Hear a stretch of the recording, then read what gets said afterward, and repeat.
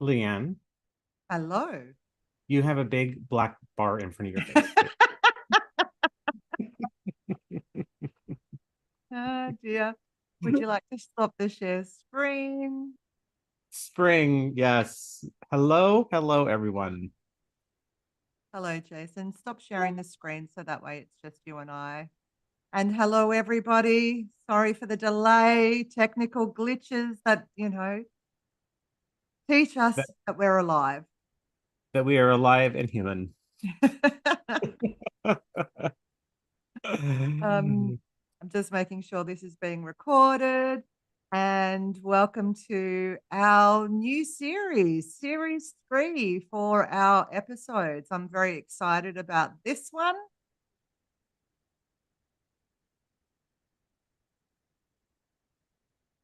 Today, we're having a look at something new. So, hello, everybody. I am Leanne. And I am Jason, and this is Let's Talk. This is a space where no topic is off limits. We're going to be discussing things like usual, from well-being to resilience, money, mindset, relationships, neuroscience, emotional intelligence, and so much more. Yes, and here always at Let's Talk, we bring different perspectives, real stories, and honest conversations because the things that we often don't talk about are often the things that really matter the most. Yeah. So, our goal here is simple. It's to spark new ideas, to shift our mindsets, to give us all some practical tools that we can use in our leadership and our life. Yes. So this series, which is the new series that starts today, series 3 of season 1, is the art of intentional living. And this series is different because it's not just about awareness, but it's also about the execution and alignment and results that it takes to live an intentional life. Yeah. So, in series 1, we really looked at how to understand our life from a neuroscience and emotional intelligence perspective. Series 2, it was more about understanding our brain and how it shows up and how it limits us or it allows us to do things. And this series 3, is actually changing how we live. So there's going to be lots of stuff that we're going to discuss in this around how can we live intentionally. And that's really what today's episode is all about. It's one of the most important conversations that we can have because what we do and what we know are often two completely different things. And why do we know what to do, but still not do it anyway? So, this knowing doing gap that affects all of us when we know better, but we don't do better, is the conversation that we're leaning into today. And I say we because I know that this shows up in my life a lot. Jason, I'm sure it shows up in yours as well, where we know what we're supposed to do, but we don't Absolutely. necessarily do what we're supposed to do. So I'm looking forward to bringing this one to life. Yes, me too. And yes, it definitely shows up sometimes way more than what I would like it to show up. But we have that thank goodness for that self-awareness, that we have and we've talked about a lot, right? To, kind of catch yourself like midway down so that you can bring yourself back up and, you know, put yourself on the right path in the right direction, right? And sometimes So we don't. Let's face it, really. yes, Sometimes we kind of just bury our head in the sand and hide from what we know we should be doing. But the majority of the time, if we can catch ourselves, that's where the shift happens. That's yeah, where our life actually shows up. absolutely. So I want to start off this first portion of our conversation by talking about that frustration that everyone feels, and that's the art kind of being human, right? That versus being like a robot, right? Is that we will feel that sense of frustration, and that shows up in some of the areas such as I know I should, right? So I know I should eat better. I know I should set healthy boundaries. I know I should stop overthinking and overanalyzing and getting in that analysis paralysis. Um, and as Leanne and I know, as recovering perfectionists, we can get into that overthinking, analysis paralysis moments. And then also, I know I should have that conversation to blank, but we don't.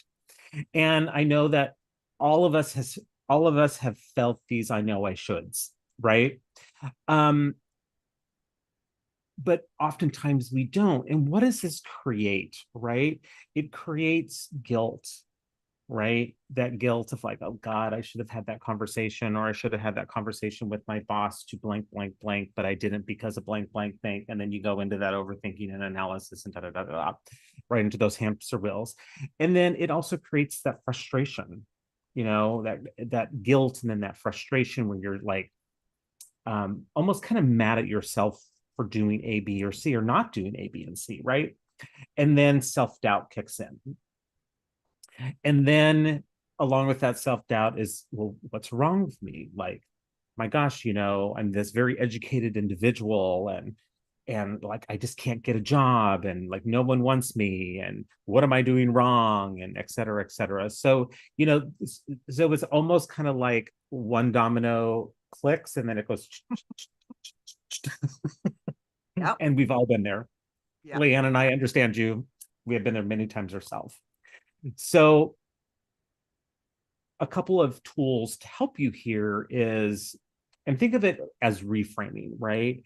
That when you go with what's wrong with me, reframe it to there's nothing wrong with me because of A, B, and C, right? And you're not lazy, you're not unmotivated. Just those reframes sometimes, because I know I've done that with myself, and I'm sure you've done this too, Leanne.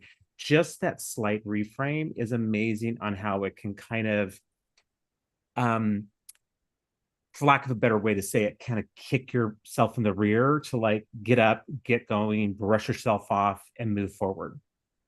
So what's happening is you're experiencing a gap between awareness and identity-driven action. And with that, Leanne, I'd like to turn it over to you. Yeah. And, that inner dialogue, that itty bitty shitty committee, the I coulda, woulda, shoulda, that kicks in, right? We often should or shit, however you want to say that, all over ourselves. And that actually doesn't make us more motivated to do things. The Mhm. reframe does. If I'm sitting in the I should be doing this and I'm not, and I'm lazy and I'm this and I'm that, it doesn't build the motivation required to then get into action, right? Nothing good comes out of it. So the No. reframe around, I'm not lazy, I'm just in the gap, um, and can really help because it takes the emphasis off self and to understand that it's actually an identity thing. It's not actually a me thing. And we can change that up. So let's have a look at a little bit of the neuroscience behind this. What actually happens behind our mind as we're going through this, because there is a bit of a neuroscience behind the gap. Mhm. And to simplify it, your brain, as we keep saying, prioritizes safety, not success, right? And so our brain is actually wired to avoid the discomfort of putting ourselves out there and doing what we should do. It it conserves energy. Doing something new is actually hard work, and our brain doesn't like to do that. It likes to just kind of have everything easy and smooth. So to conserve its energy, we like to repeat the familiar. We don't like the unfamiliar because there's a threat in that. The ambiguity creates that threat state in the brain, and our brain doesn't cope well under that kind of environment. And even if the familiar is not working, we're still inclined to stay with the familiar. And you often hear people say, the devil you know is better than the devil you don't. And it is a devil because it's not comfortable. Our comfort zones often aren't comfortable, they're just familiar. And they're certainly not getting us what we want. But because of what we want lives in the land of the unknown, we're inclined not to lean into that, right? Because that land of the unknown is not good for our brain. And awareness in itself actually lives in our prefrontal cortex, which is this front part of our brain, the part of our brain that's logical, that does planning and decision making and storing information and retrieving that information and understanding information. So all the executive functions that we need to do is in our prefrontal cortex. And that's also where awareness lives. And this is where the I should comes from, right? It's this logical part of the brain that knows that we should be doing stuff, but we don't actually do it because action in itself is driven by the emotional part of the brain, the limbic system. And there's often a conflict between the logical and the emotional part of our brains, which is why we can get into this kind of stuckness and not moving forward. Emotions, habits, identity, like all of that is where the I don't feel like it comes from, right? This limbic part of the brain, I don't feel like it because I'm fearful. I don't feel like it because of the ambiguity. So we don't often look at it from a fear perspective. We often just kind of go, oh, I'm lazy. But the underlying root cause of this comes from that limbic part of our brain around the uncertainty and the ambiguity. And so then we have this conflict. We have this conflict that has our logical brain that says, do it, just do it, like the Nike ad, just do it. Mhm. But the emotional side of our brain goes, no, stay safe. Warning, warning, stay safe. And this creates this internal kind of dilemma that happens for the majority of us at different times. So you don't act based on what you know, which is unfortunate.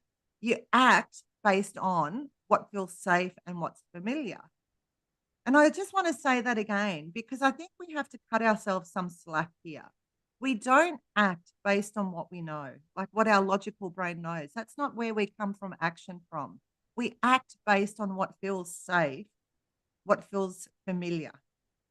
And in truth, that safety mechanism is much stronger than the logical mechanism. Like Mhm. when that kicks in, it kind of makes our logical brain go offline. So even though we know we should be doing better, we get stopped by that internal emotional storehouse that wants to keep us safe and protected. Yeah, and what when you were talking about that, Leanne, kind of what was brought up for me is, when people are changing careers, right? Whether, well, I mean, I would probably say when they're kind of more forced to, in a way, whether like, they've been thinking about it, but then they like lose your job, get laid off, whatever it may be. Like, I see a lot of people get in this safety hamster wheel where it's just like, okay, whatever industry I was in, it's not serving me anymore. It's like they know that from the logical point of view, but from the, okay, let's get off your butt and move forward and start putting the applications in and this, like people, not all people, but I have seen a number of people get stuck in that safety emotional will because it's like I know I should be doing this, but and and it's probably a lot of that self-doubt. Am I good enough? um you know do I have enough skills to move into this new industry? What are people going to think? And the et ceteras, et ceteras, et cetera. So that's what came up for me when you were kind of talking through that. And as you say that, Jason, I also see it a lot in relationships.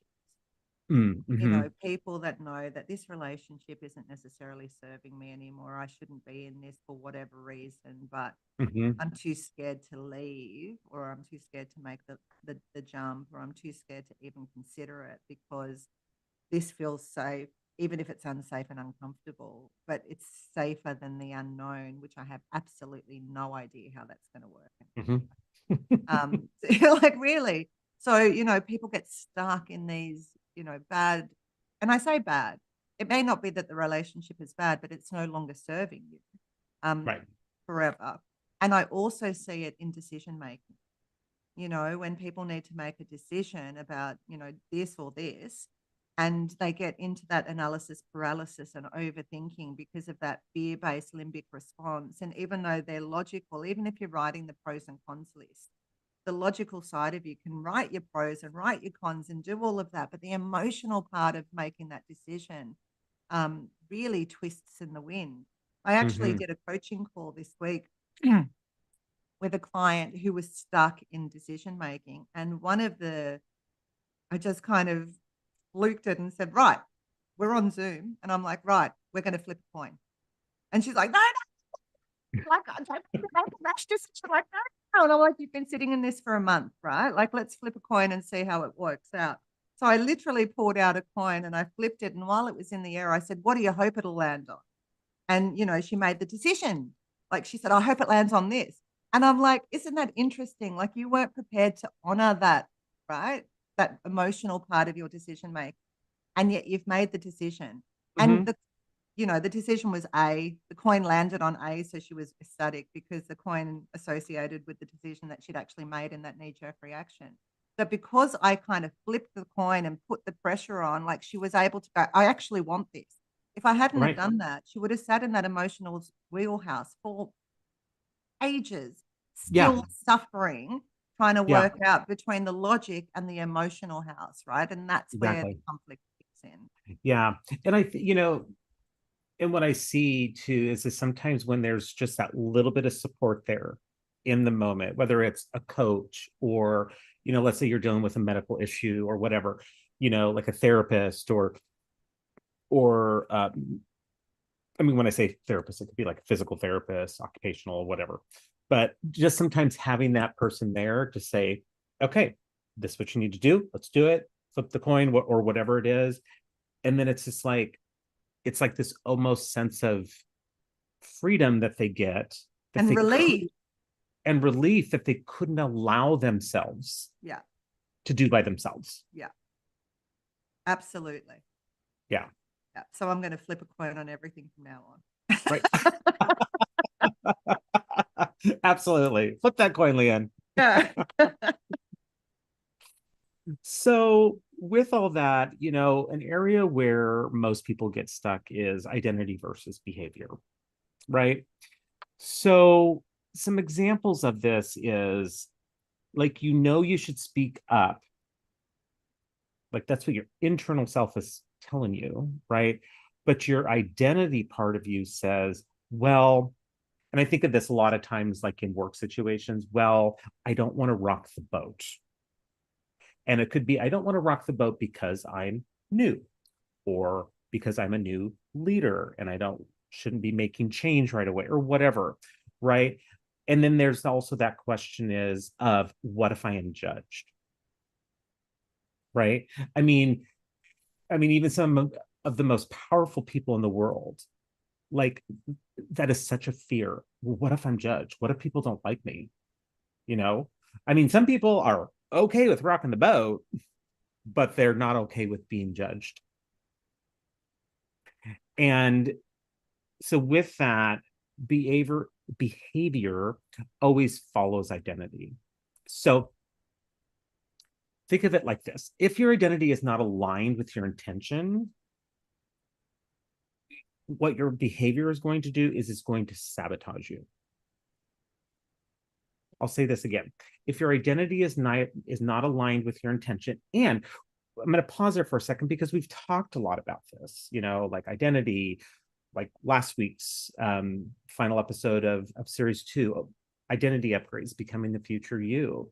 If your identity is not aligned with your intention, then your behavior is not going to do anything for you. It's going just to make things wackadoodle for you, and nobody wants that. So I think there's that self-awareness that goes into like, okay, like this is my intention and is my identity aligned. And I also like to put in there, are my values aligned? But that usually values are part of your identity. But I like to make that side note because sometimes people just are on autopilot with values and they don't really think about them sometimes, but sometimes your values are misaligned. So is there anything else you want to put in there, Leanne?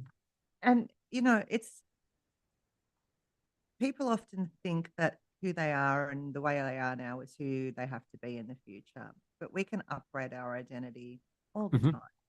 And Absolutely.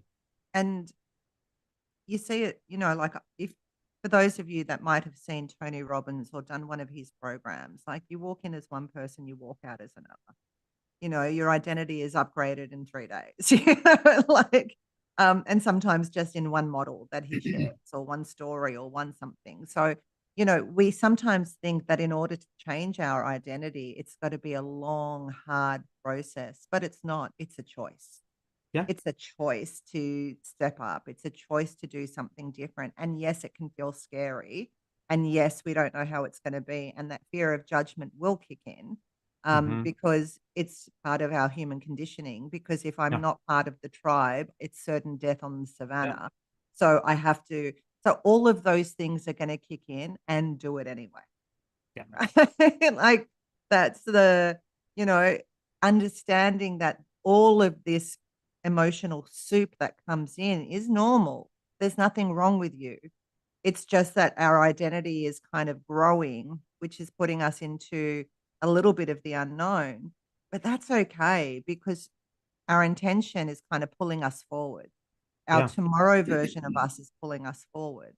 And if we're not growing, we're dying, So we want to consistently evolve and we've got to get comfortable with the discomfort of that. That's the only thing Yeah. that I want to say because the identity shift feels terrifying until we've done it, I, you know? And then you look back and go, oh God, why did I wait so long? yeah. Like, how And many times have I said that in my life? Oh God, why didn't I make that jump sooner? Why didn't I leave that relationship sooner? Why didn't I, whatever the XYZ is sooner, in yeah. hindsight? I often say to people, I wish hindsight was foresight, but it's not. Like, if we Yeah. could kind of look through the crystal ball and know the outcome, we would never fear doing all of the things that we're trying to do. But unfortunately, we don't get that clarity until after, which is really shitty, Yeah. actually.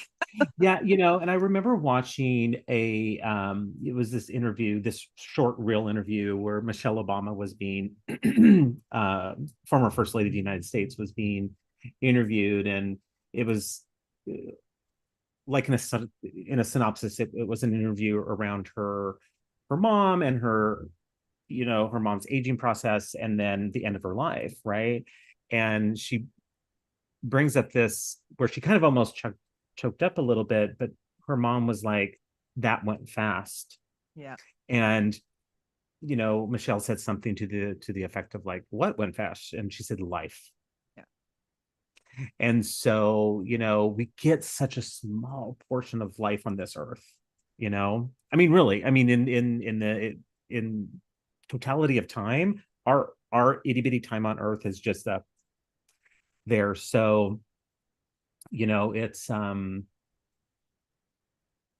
so it's good to like push ourselves to those growth spaces, right? Where yeah, it's going to feel uncomfortable, absolutely, but you're going to be like, oh, okay, I did that and I can move on. Like it wasn't as hard as what I thought it was going to be. It never is as hard as we think it's going to be. And the sense of pride and confidence that it builds once we've done it, like we have the doubter that kicks in beforehand. But once we come out the other side, it's like, whoo, go me. I just did that. And we need to bask in the glory of that, right? We need to actually acknowledge and celebrate the slight wins, the minuscule steps forward. Because if we can celebrate the little wins, it gives us the motivation to take on the bigger things, right? And then Yeah. we can celebrate the bigger wins. So I don't want us to kind of go, oh, it's not worth celebrating. I should have done this 6 weeks ago, and beat ourselves up. It's like, wow, I could have done it 6 weeks ago, but I've done it now. Go me. And giving Mm-hmm. ourselves permission to do that, I think is really useful because you're right. It does go fast. Like I'm 54 and I'm like, holy dooly, there's so much time I have wasted in procrastination with Mm-hmm. this knowing doing gap because of the conflict between my logical mind and my emotional being. Yeah, And I wish I had have learnt this stuff 20 or 30 years ago. Right. absolutely. Absolutely. So before we go into why motivation doesn't work, I want to put forth just a few examples, excuse me, of common identity conflicts. So like in the area of leadership, right, is I want to lead versus I don't want to be disliked, right? In money, which, we've had a couple episodes on money, right, which is one of the most kind of sensitive,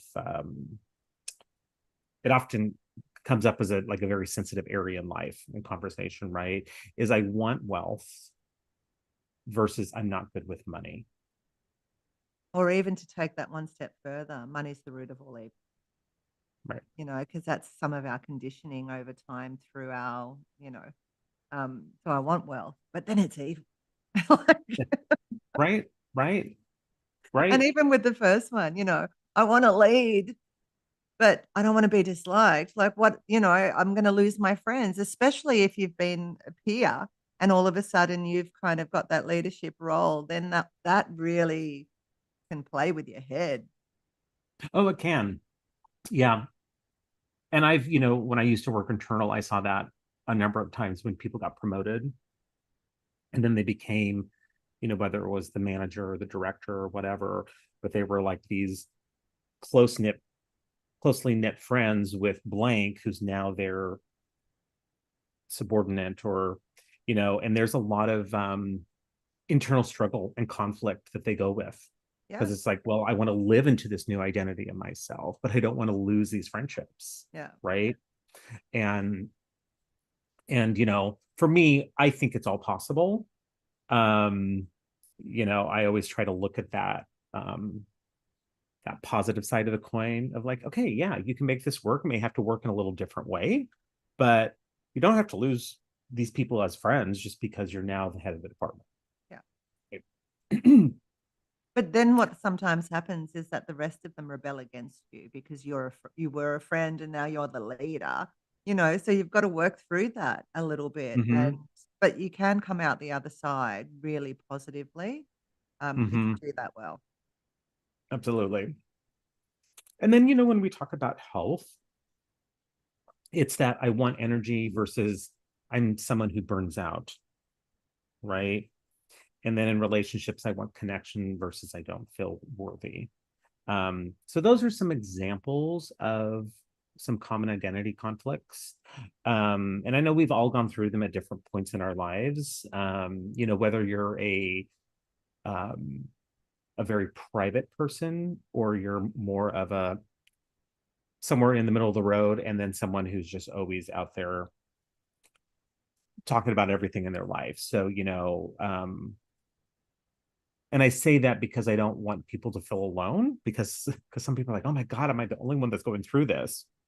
Because I mean, sometimes it feels like, like, oh my God, I'm the only one that's going through, you know, like money issues. No, you're not. No, you're not. Oh, it's just that people don't like to talk about the things that are uncomfortable. Yeah. They have shame around them, right? Like oftentimes this emotional side breeds shame and guilt. We talked Mm. about guilt earlier. Yeah. Guilt is just such a terrible affliction that we impose upon ourselves mostly.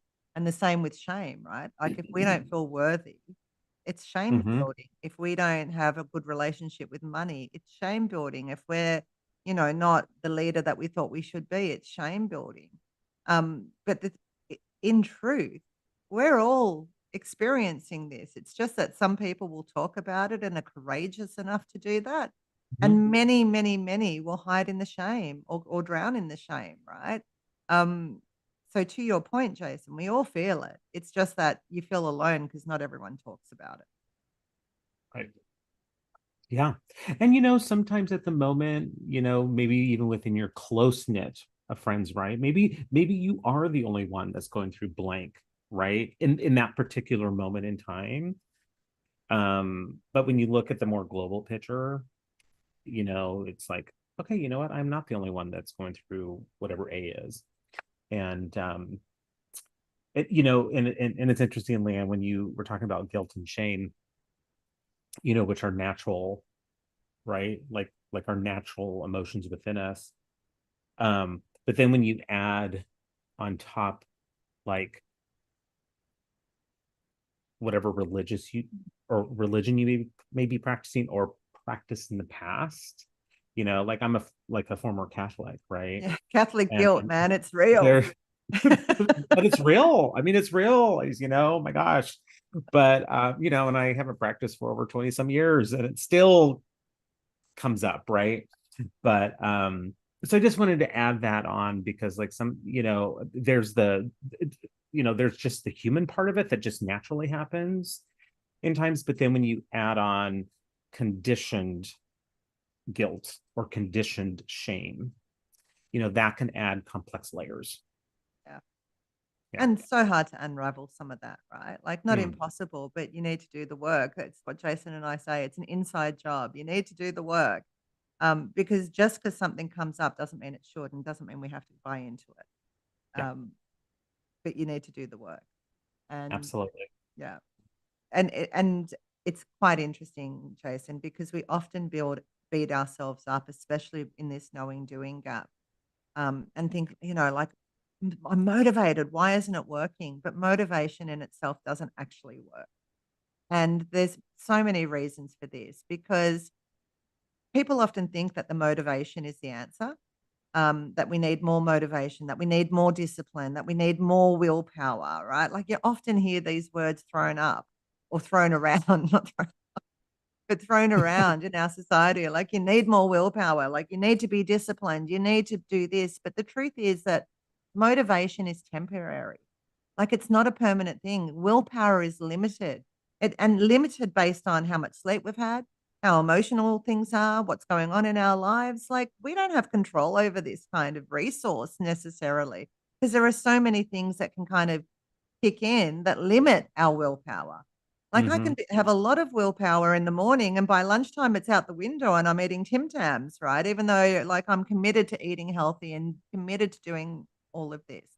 And so both of these kind of things they fail under stress. They fail, when there's so much going on in our life and we feel like the world's just coming at us, right? And we're on this treadmill and we're under the pump. Our logical part of our mind goes out the window and our emotional storehouse kicks in at that point. Like, so stress creates lack of motivation and lack of willpower. Well, I won't say it creates lack of it, it impedes it. It doesn't allow it to kind of show up. Like I said, if we're tired, if we're fatigued, our ability to stay motivated and have this willpower just isn't there. Like we're just tired. And it's interesting because we don't often give ourselves the ability to rest and and have rest as actually a winning formula, as also exercise and all these other things, right? Like we need to honor the fact that we need to rest. Emotional triggers that show up all the time. And let's face it, in our current global world that's going on right now, most people are emotionally triggered by something, whether it's the Hmm. price of fuel or whether it's what's going on in the other side of the world or whether it's what's going on in our own political agenda and environment, whether it's what's going on with the communities that we identify with.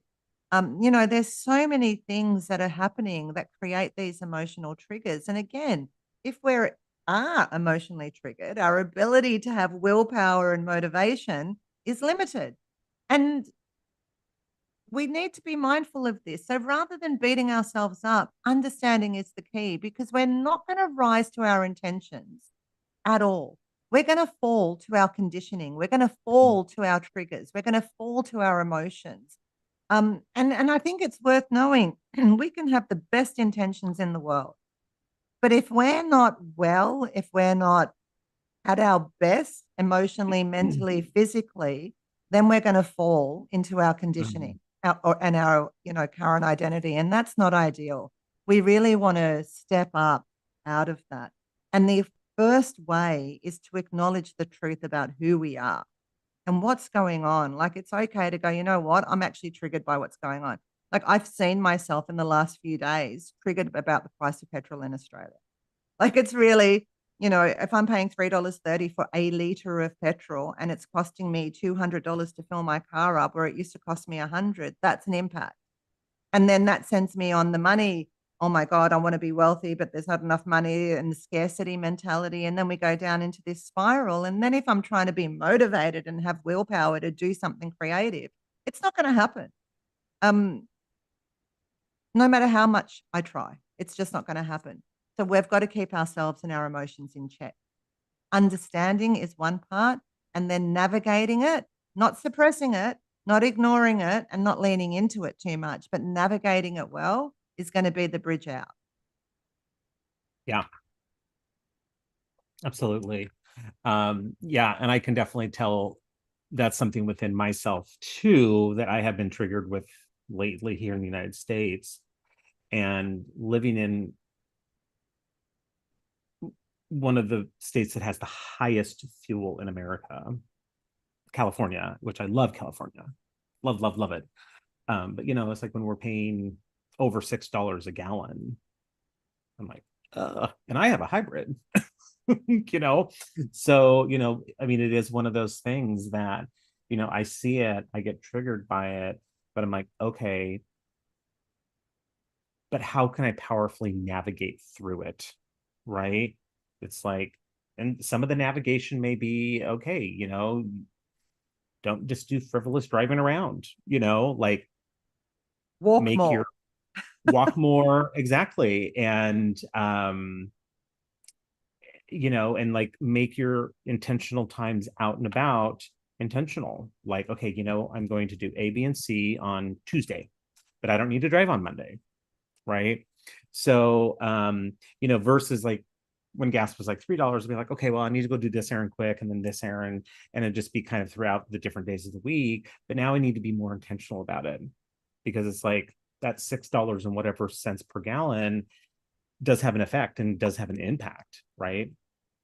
And so yeah, I've definitely over the last couple of weeks, his gas is just like sometimes like 30 cents a day, and I'm like, Yep. yeah. So with all that said, right, how do we bridge the gap, right, but in a practical way? I always love practical ways because it's just practical, and they can, practicality can be little chunks that actually move you ahead, right? So one of the things that you have to think about, right, on when choosing to close this gap or looking at ways to close this gap, is making it identity based versus outcome based, right? So an easy example of the gym, right? You don't want to be saying to yourself, I want to go to the gym, and I'm going to do 10 reps of this, versus what you want to say is, I want to be somebody in my identity who prioritizes my health. And what does that take in order to do that, right? Going to the gym could be one thing. Doing a self-walking challenge like Leeanne and I are doing, right? Or it could be eating healthier. It could be, a number, like a plethora of things. So like sometimes when you open it up to that broader, but where it comes a part of your identity, it actually opens up different avenues of how you can accomplish it. It just doesn't have to be, well, I have to go to the gym. Well, there's plenty of ways that you can prioritize your health. Gym is one of them. Dancing around your lounge room could also be one of them, right? Like just moving your body. But I hear, Yeah. and it's the I am statement. So rather than I want, because I Yep. want is more outcome based. The I am is identity based. Yep. Yeah. Yeah. I mean, and it's interesting that you said like, dancing around your lounge, like during the pandemic, that was kind of one thing that I did for part of my exercise routine and health routine, was, doing like movement to music, with my headphones on, because, live in a smaller apartment. But yeah, I mean, it's amazing when you put that I am, it opens up just so much more of a, like a potpourri of opportunities for yourself. Yeah, there's a Um, smorgasbord of options, right? yeah, When as opposed to just the one thing. Yeah, the one thing. the one thing. Well, the second thing that we can do as a practical tool is to reduce our emotional friction. So, we can make the action that we need to take feel safe, less scary. And we can do that by making it small, right? And something doable that we can do. Because as I said earlier, our brain resists threat, not necessarily effort. So if we can make the effort feel small, doable, safe, then we're going to be much more inclined to do it because we don't have the resistance in around that, fear mechanism that kicks in unconsciously. So we really need to kind of start navigating, as we keep saying, this internal world. And we can do that by our languaging. So um, if we can change that I can't to I can, you know, um, anything, little words can have a profound impact on how Mhm. it shows up in our nervous system. So, I can do that. I can do all things. Is it scary? Yeah. Is it worth it? Absolutely. Like we can kind of shift our languaging, which then makes whatever we're looking at doing feel smaller, feel safer, and definitely feel more doable. Yeah, and you know what made me think of that, not that it's a small undertaking, right? But as a doctoral student. So, like, I'm literally in my last piece of coursework and then moving into my dissertation phase, right? And the dissertation, I mean, it is a large undertaking, right? But like one of the messages that always comes from faculty is, you have to make your research study doable, you know, which that doable actually somehow subconsciously makes it feel a little bit safer, even though it is very hairy and audacious. But it's like, okay, like, because they always say, you're not trying to solve the problems of the world. You're trying to look at this one smite, tiny piece of research and you know a good dissertation is a done dissertation, right? So it is that frame of thinking sometimes, even around big hairy audacious like projects. It's like, okay, how do I make this doable? How do I make this doable so that it's approved by the Internal Revenue Board, right? And all the et cetera. So that's what kind of came up for me when you were talking about that piece is like, you know, because like I remember when I first turned in, like, I have my dissertation study exactly how I want it. And then, I remember faculty were like, Jason, you kind of got three dissertations going on here. Choose one. Yeah. Choose one. And but that's part of like just the refining and the zoning in. But I do have to say, thinking back on it, like as I zoned in clearer and clearer, somehow internally it felt more doable, Yeah. and it felt safer, Yeah. of like, okay, like I can actually get this approved through the IRB. I can, and Yeah. all the et ceteras that come from that. So I just wanted to Breaking it bring up that breaking it particular. down into bite-sized chunks, right? Like, and that doable piece. If we've got a big, hairy, audacious goal that feels undoable, we will procrastinate and subconsciously do everything to avoid. It's like, where do I even start? This is so enormous, right? Whereas if we can break it down into those chunks and make it feel doable, there is an ease that shows up in our body about that. Our Yeah. nervous system isn't on high alert. It actually feels, "Oh, yes, I can do this." Yes, because it's on high enough alert just through a doctoral program. Yeah. So with that, the third way for us to help close, the gap in a practical way is to create evidence loops. And what does that mean? So, celebrate those small wins, because the small wins, you know, it often makes me think, like, people are like, well, I want to be like over here, or like, and it's just like, it's the small wins that get you there, right? So it's making sure to acknowledge those small wins. And because each of those small wins, what it does is it reinforces your identity, or your new identity that you're trying to create, which then will naturally drive behavior, right? So, like, if you kind of think of it like horizontally, small wins, arrow, reinforces identity, arrow, drives behavior. So I think that's an easy way to kind of, like, if you're need to see it in a visual, like, that's an easy way to visualize it. And it just makes sense, right? Because if you acknowledge this, celebrate it, it's going to naturally reinforce your current or new identity you're trying to create, and it's going to drive positive behavior. It actually came out of the book that I read recently, that Psycho-Cybernetics, which I think we've recommended last week and many times probably during our series. But one of the things that they talk about in there is that, you don't get people to learn things by making it onerous. You give them a task that you know they can accomplish. And then you celebrate that accomplishment with them, which builds their confidence to then try the slightly harder one. But again, something not too hard that it's going to be impossible for them. So it's like these little bridges that you're building along the way.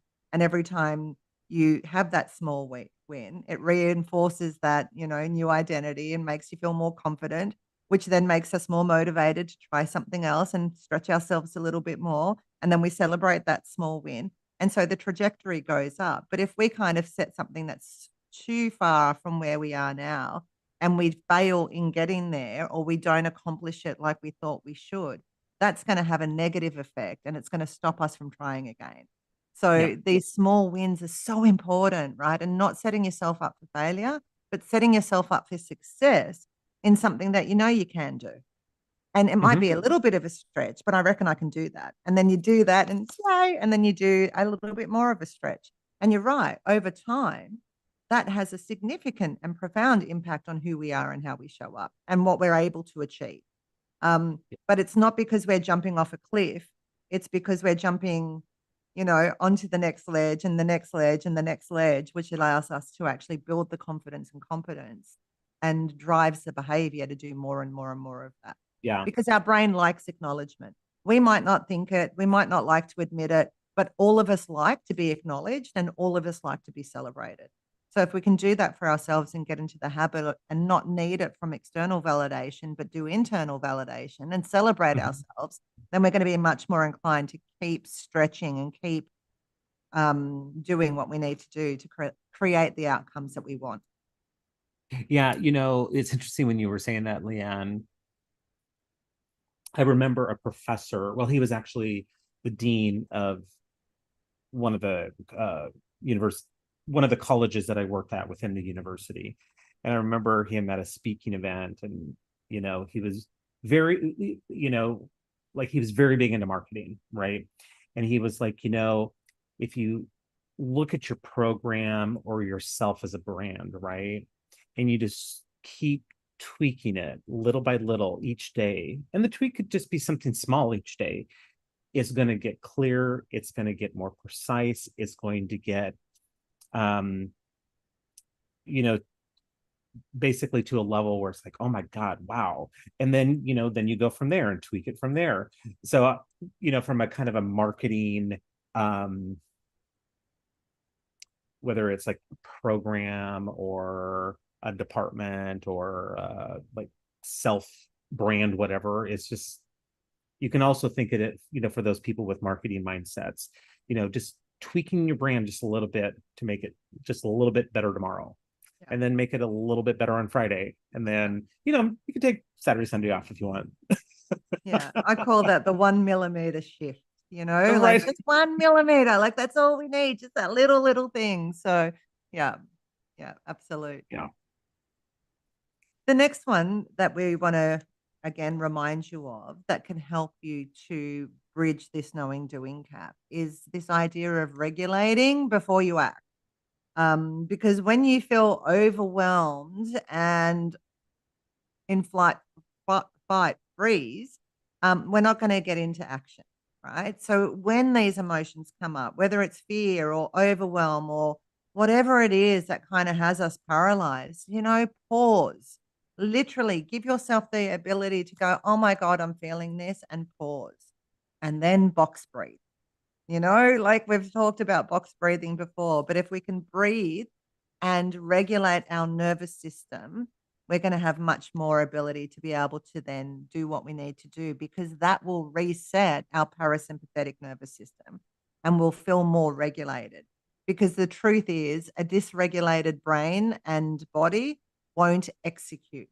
It just won't. Right. So we need to regulate before we act. We need to pause, breathe, reset, and then get into action.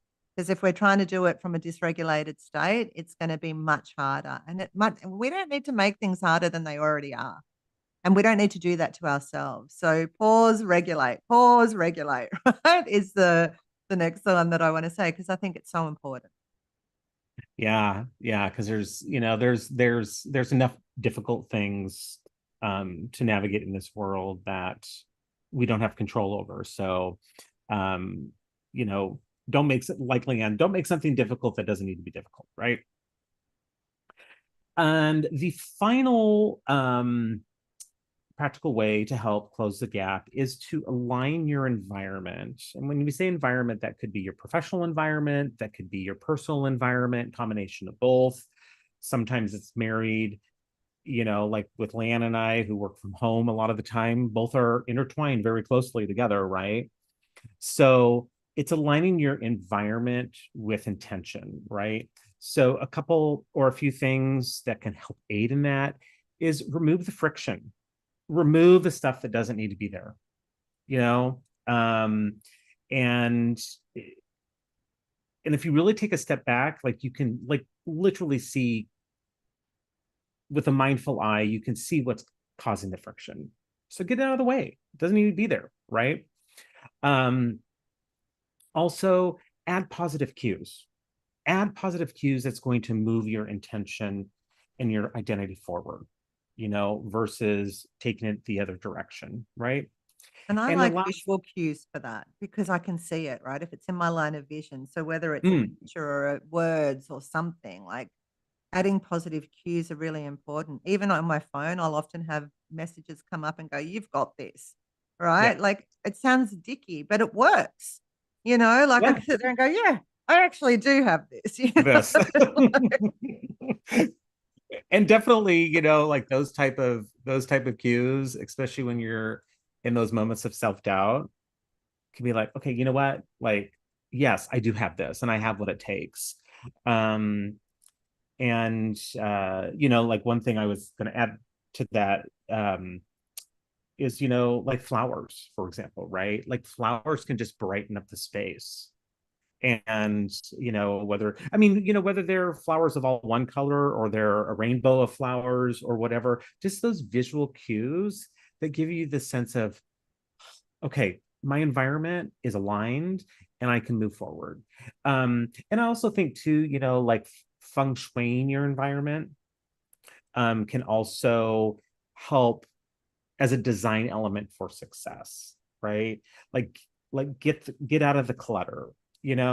Like one thing that I like to do, which I need to do actually soon here, is actually like take everything off my desk, wipe it down, clean it, dust it, reorganize it, because it's easy to kind of create little piles here and there. But it's I don't know, there's something when I do that that's just refreshing and just clicks my mind or my mindset into okay, yeah, I can sit here and like work for 4 hours and create, positive results moving forward versus like, oh, it's kind of cluttery. And then I take my laptop to somewhere else where maybe it's not as conducive, where I have both screens and all that. So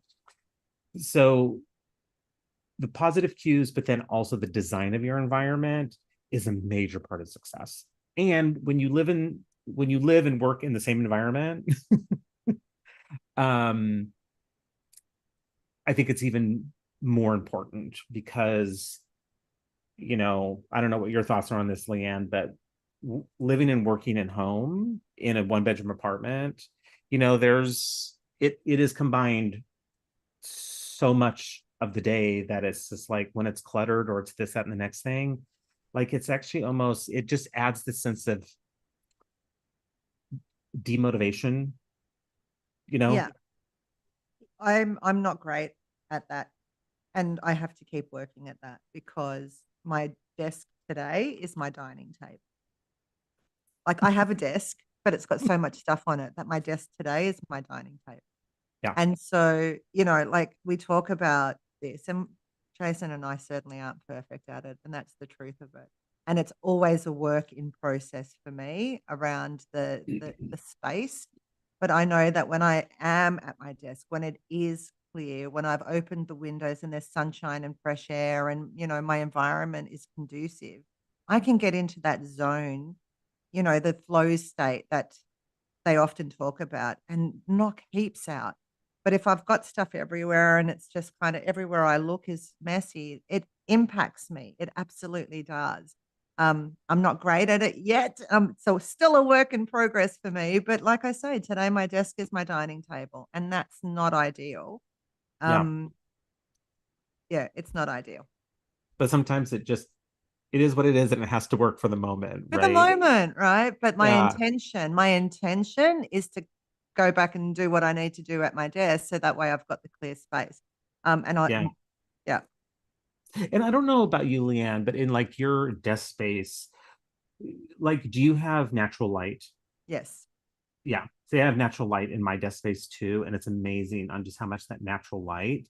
So, I would, um, what's the word I'm looking for? I would challenge folks who do live and work in at home. If you can design your environment to have yourself by some natural light, it's amazing on how much that natural light and that vitamin D and all that just helps, versus having yourself, in room where there's not a lot of natural light.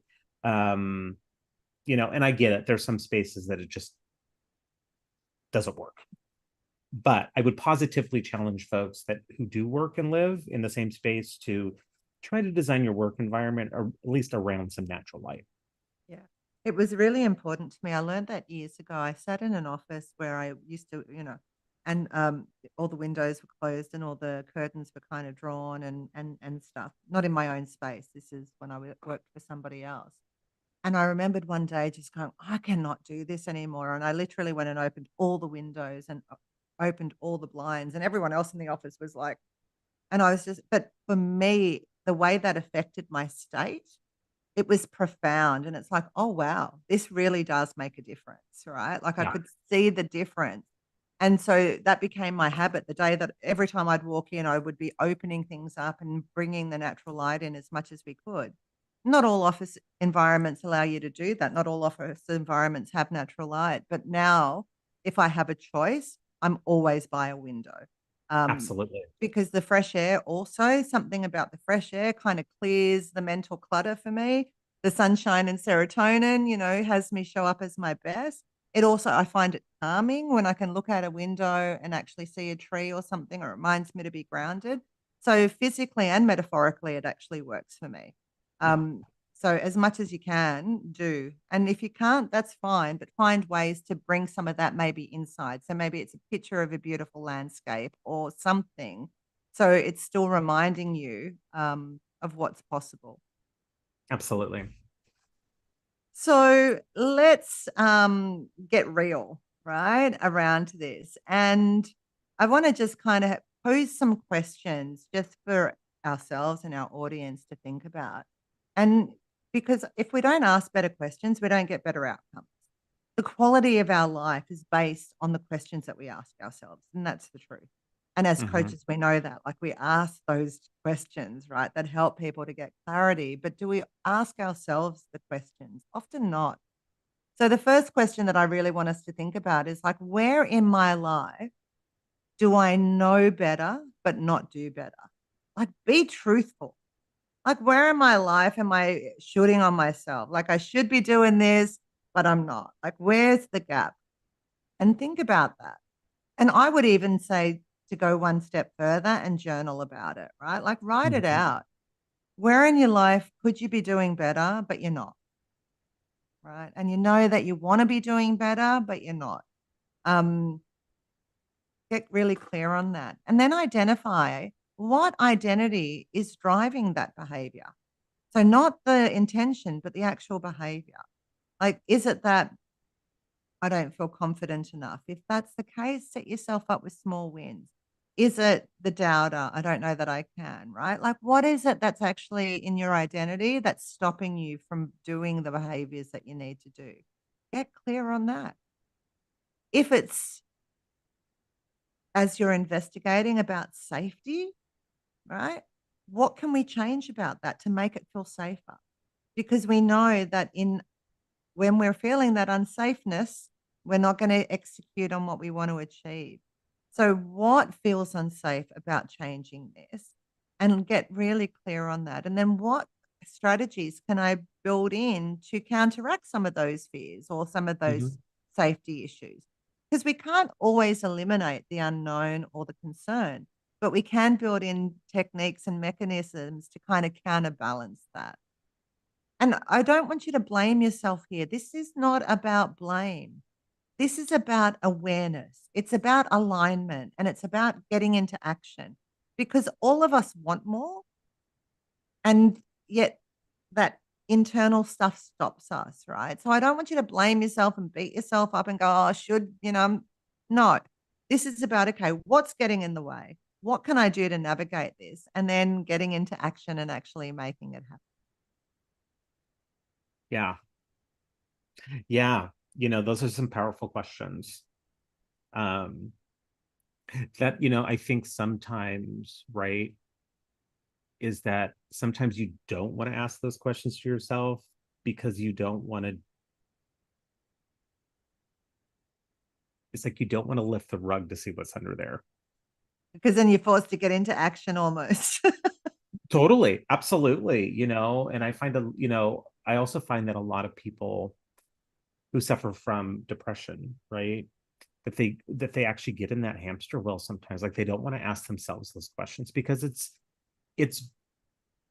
it's better and more safer to know, well, this is what my day-to-day looks like, being depressed and not having to get into action. So it's almost, even though they're like internally um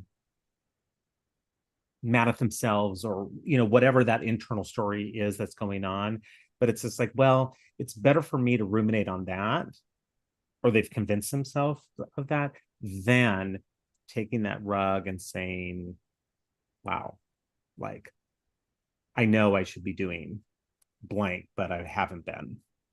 Yeah, and even if we can eliminate the word should, I mean, we use it too often, right? But what could I be doing? Mm-hmm. Because the should is self-judgment, but could is possibility. And I think even that slight language shift can make a big difference, right? Like we Mm-hmm. all know what we should be doing. And yet, we use the should stick.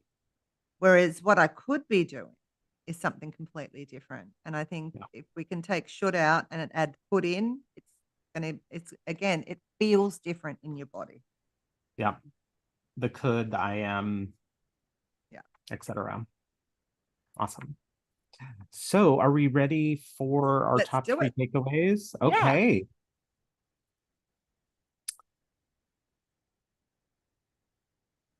Okay, so before we move in the top three takeaways, so as you all know, um, from last week's episode on identity upgrades, this week, today, we started series number 3 of season 1, The Art of Intentional Living. So today's episode was the first episode of the full series, episode 22 in the full set of episodes.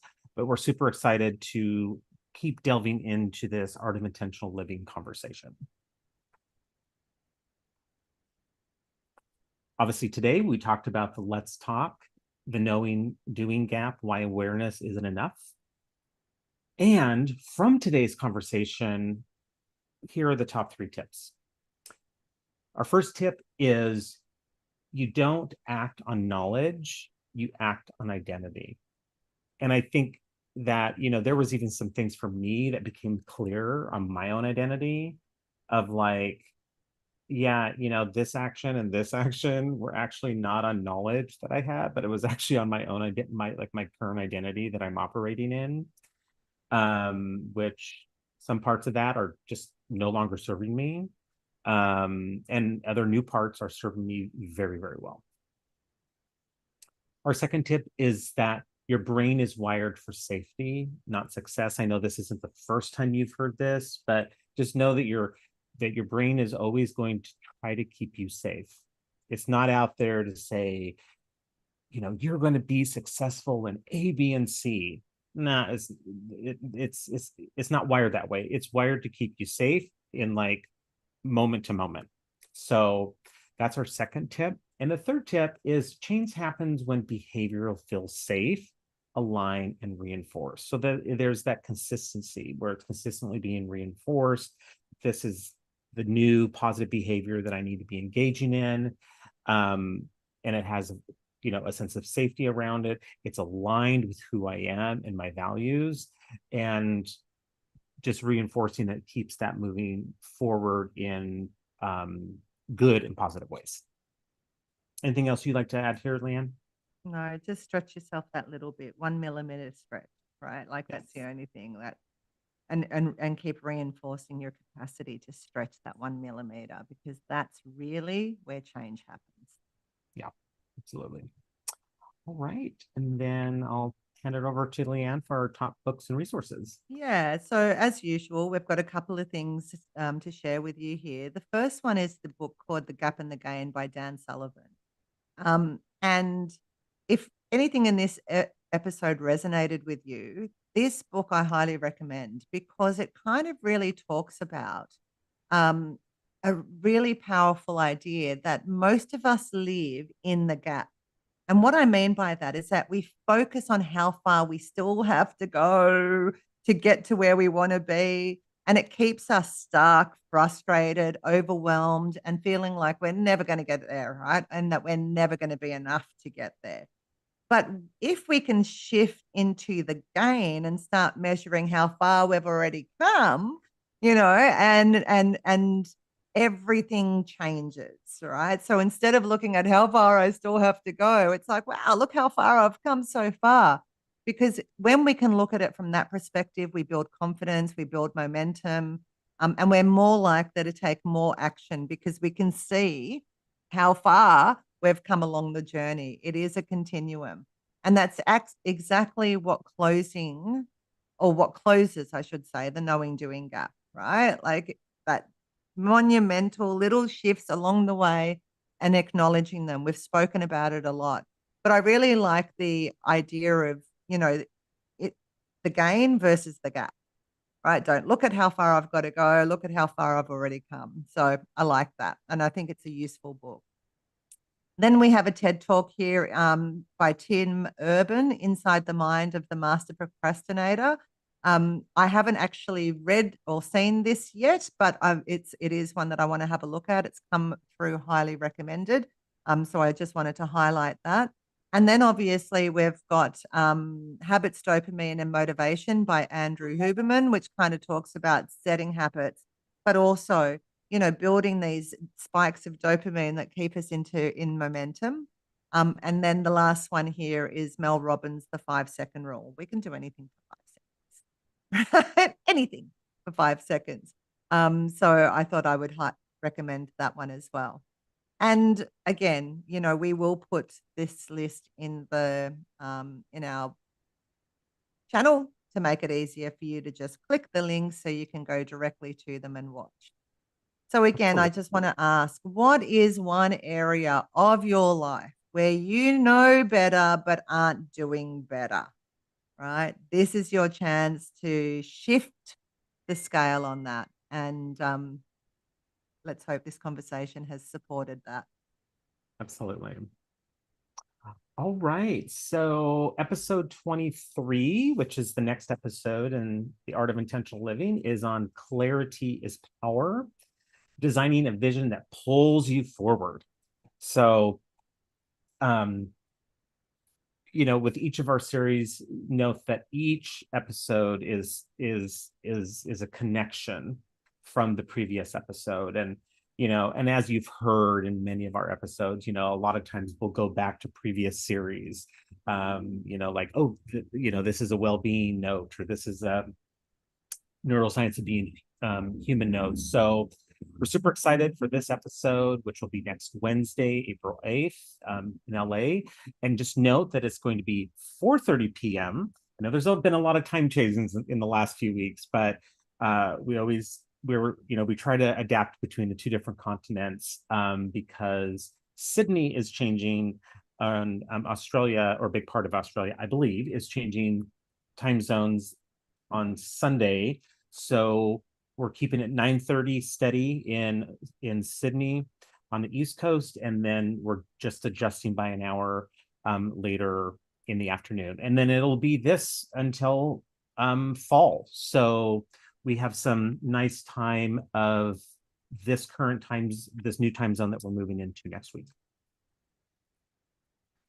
And as always, this is our full set of comprehensive episodes this series, which will take us to the middle of June. And then we have a couple of exciting Pride Month episodes that we will be tuning in the end of June, which I can't believe is almost here in a way. So, Yep. we'll be excited once we get there. And with that, I think we're ready for the closing. Absolute. So, as always, thanks for joining us for today's conversation on the knowing doing gap, why awareness isn't enough. We hope that it sparked something new, a new idea, a new insight, a fresh perspective, or even, a tough question that's now worth exploring. Exactly. And as always, our mission here at Let's Talk is simple. It's to have those conversations that matter and remind you that you don't have to figure out this complex, sometimes difficult thing called life on your own. Leeanne and I are here to have the conversations beside you, to give you some tips and tricks and tools for your toolbox to move forward intentionally in life with awareness and wellness and all the et ceteras that come from that. And so we hope you enjoyed today's episode. And if you did, please, do all the things, like it, subscribe, share it with your friends, and keep the conversation going with us.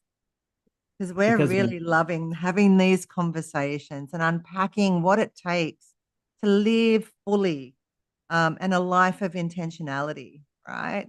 And not a life of stuckness. Absolutely. Because when we talk, we really talk.